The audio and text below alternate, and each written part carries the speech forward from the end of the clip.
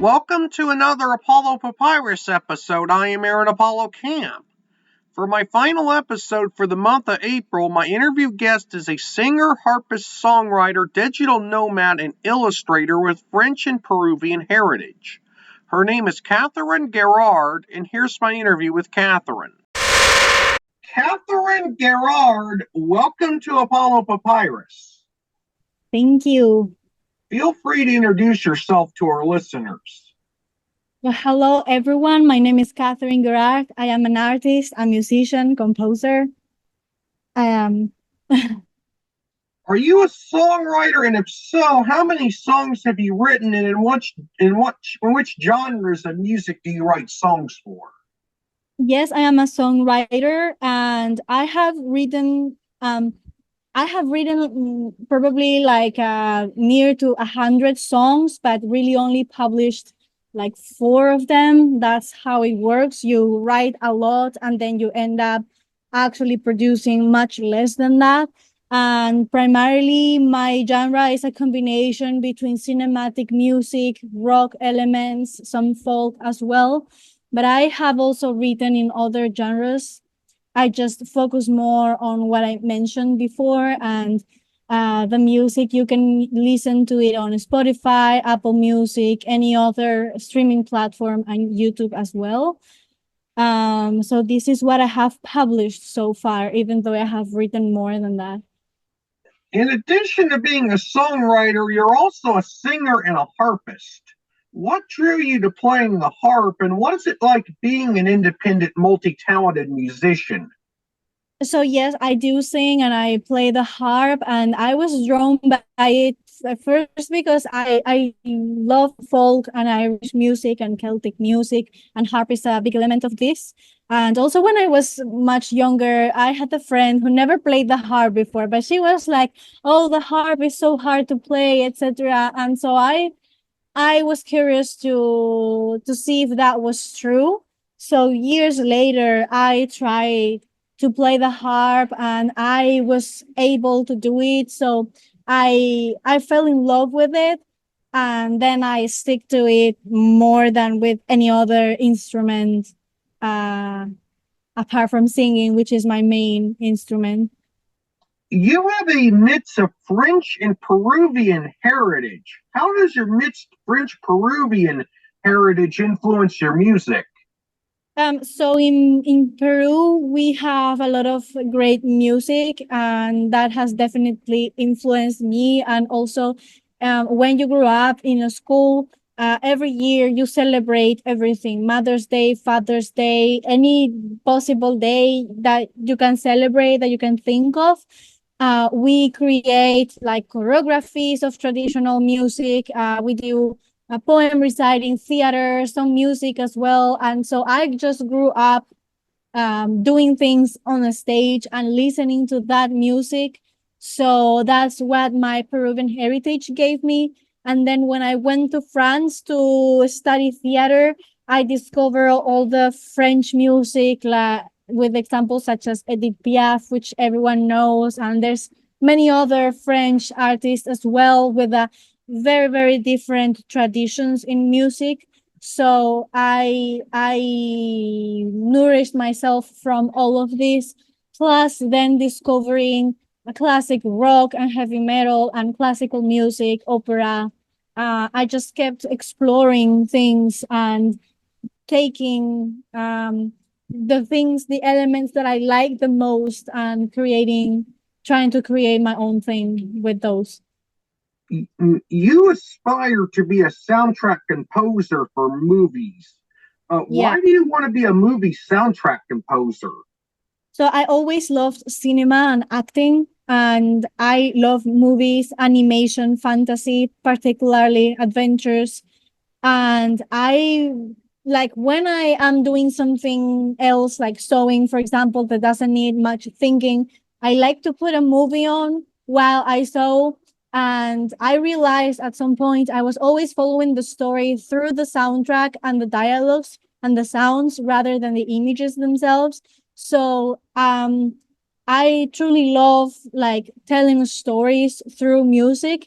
And I feel movie and video game soundtracks gives you like much more space and freedom to create complex storytelling that sometimes you cannot do in the song format as widely as sometimes I would like it to, like it's longer and you have much more instruments playing, and you go through different types of moods. Like you can go to mystery, to then action, then romance, and then sadness. So you can explore many things in the emotions journey.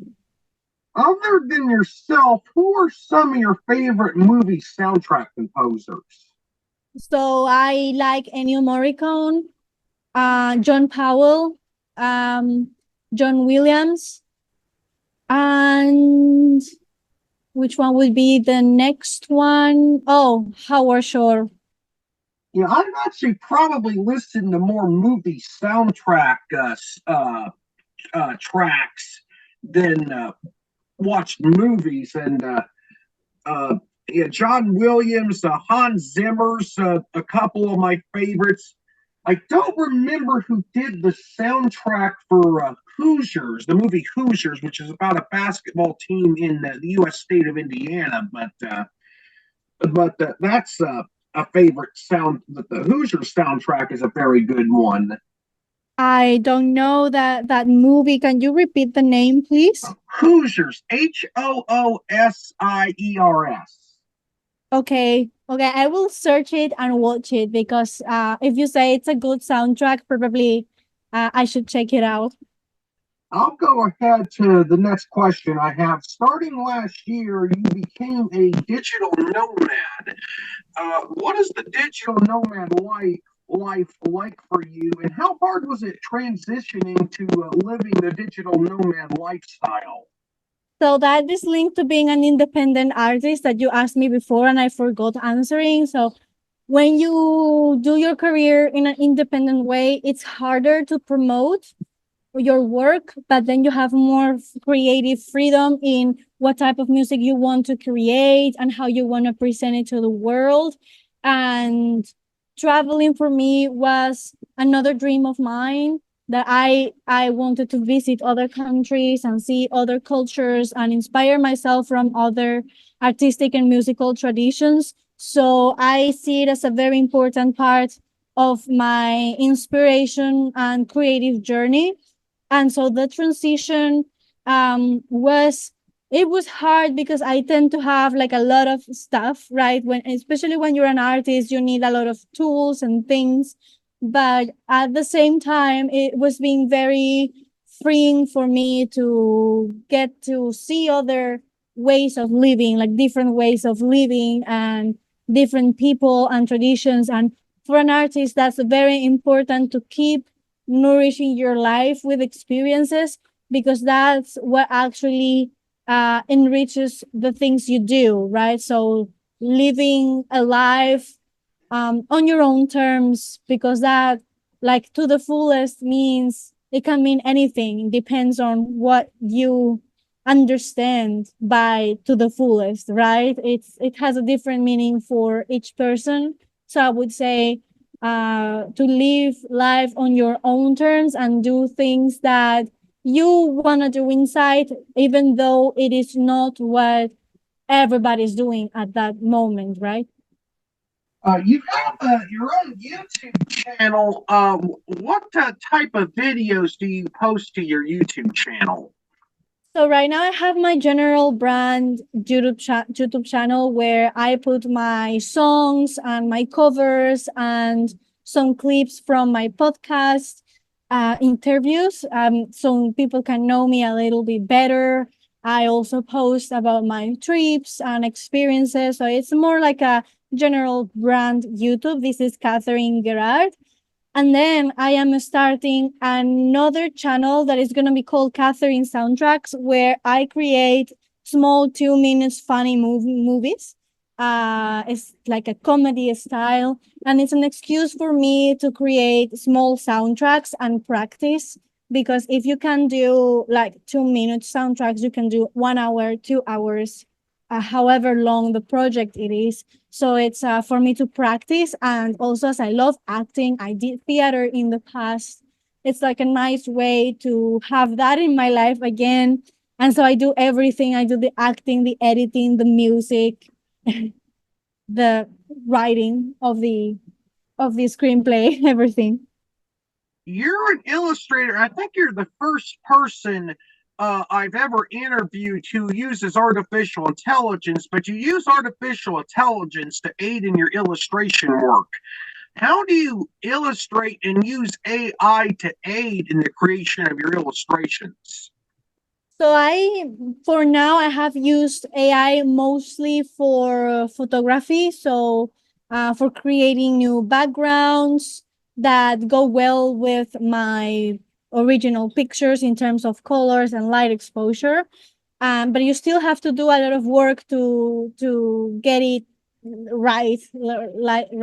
So I do that, but for my videos, I haven't experimented with AI yet. So the videos that you can see on YouTube is all frame by frame 2D animation that I drew myself using Procreate on an iPad. So those are completely made from scratch. There's no AI on those, but I would like to experiment working with AI on video for the same purpose that of creating special effects or fantasy backgrounds and things like that. I'm still learning with all of this. And also, we have to note that AI is already ingrained in many softwares. For example, if you are using Adobe Premiere Pro, some animation features already have an AI inside that allow you to do some processes faster. Like if you wanted to do subtitles, for example, there is already an AI that does the transcription of the voice and generates the subtitles for you, and they are already synced, and you only need to correct a couple things here and there, but then it's mostly fine. So yeah, that's in that sense I used AI on video, but I have more experience with it on image for now. Have you thought about writing and or illustrating a book? And if so, what are some ideas you have for books that you may write and or illustrate in the future? So I one of my goals for the farthest future, like when I'm older, I would like to write fiction books. Like I'm already having ideas for stories, and so for now I'm just writing the plots down so I can remember them later when I actually start writing the book. So I would definitely illustrate my fiction books, and the stories are in the realm of science fiction and fantasy, which I love so much. So that would be I will be illustrating those. One final question. When you were younger, when you were a child, you participated in school events that involved, among other things, reciting poetry. Have you ever thought about writing your own poems? I did, and in fact, well, I do in the sense where a song before being a song is like a poem, right? Like the lyrics. For me, it's very important that the lyrics, if I start, especially if I start with the lyrics first, you can start with the melody or with the chorus first, but you can also start with the lyrics first. And when I start with the lyrics first, it's really important for me that it already has a sense of rhythm and musicality when you just read them, and they are already suggesting a certain melody within themselves, and you achieve that uh, tweaking and editing for hours. That's first. And second, by taking care of the details of the metric, of the rhymes, metaphors, alliterations, and other literary tools that you have to create that musicality that is so characteristic of poetry within the lyrics themselves. And then you put the music. So, in that sense, I can say I already kind of wrote poetry, but it would be lovely to do just poems, like with no music, and that is a book of poems. Why not? Catherine, you were an amazing guest, and I thank you for appearing on Apollo Papyrus. Thank you so much for having me on your podcast. It's been a pleasure. I rarely interview people outside the book writing world on here, but it was fascinating to interview Catherine about songwriting and other topics. This is Aaron Apollo Camp reminding y'all to write and read your passion. Bye for now.